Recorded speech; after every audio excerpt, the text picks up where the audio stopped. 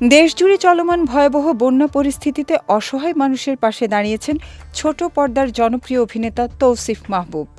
প্রাকৃতিক এই দুর্যোগে লাখো মানুষ পানিবন্দী হয়ে পড়েছেন। এমন পরিস্থিতিতে মানবিক উদ্যোগ নিয়ে এগিয়ে এসেছেন এই অভিনেতা।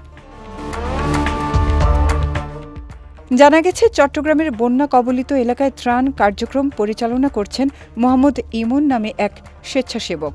বিষয়টি জানতে পেরে নিজ উদ্যোগেই তার সঙ্গে যোগাযোগ করেন তৌসিফ মাহবুব এবং ত্রাণ কার্যক্রম পরিচালনার জন্য আর্থিক সহায়তা প্রদান করেন।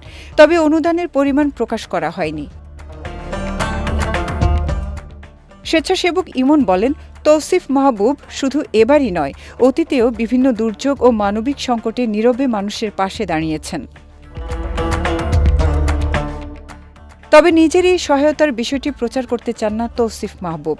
তার মতে, দুর্যোগের সময় সামর্থ্যবান প্রত্যেক মানুষেরই এগিয়ে আসা উচিত।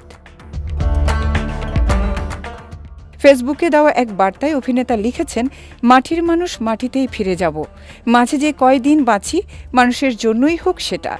যে মানুষেরা ভালোবেসে আমার কাজ দেখে, তাদের জন্য কিছু করতে পেরে নিজেকে ভাগ্যবান মনে করি।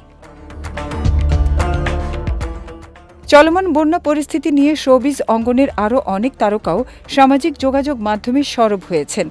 কেউ সচেতনতার বার্তা দিচ্ছেন, কেউ ত্রাণ সংগ্রহে অংশ নিচ্ছেন, আবার কেউ দুর্গত মানুষের জন্য সহায়তার আহ্বান জানাচ্ছেন। 2024 সালের ভয়াবহ বন্যার সময়ও দেশের শিল্পীরা সম্মিলিতভাবে ত্রাণ কার্যক্রমের অংশ নিয়ে প্রশংসিত হয়েছিলেন।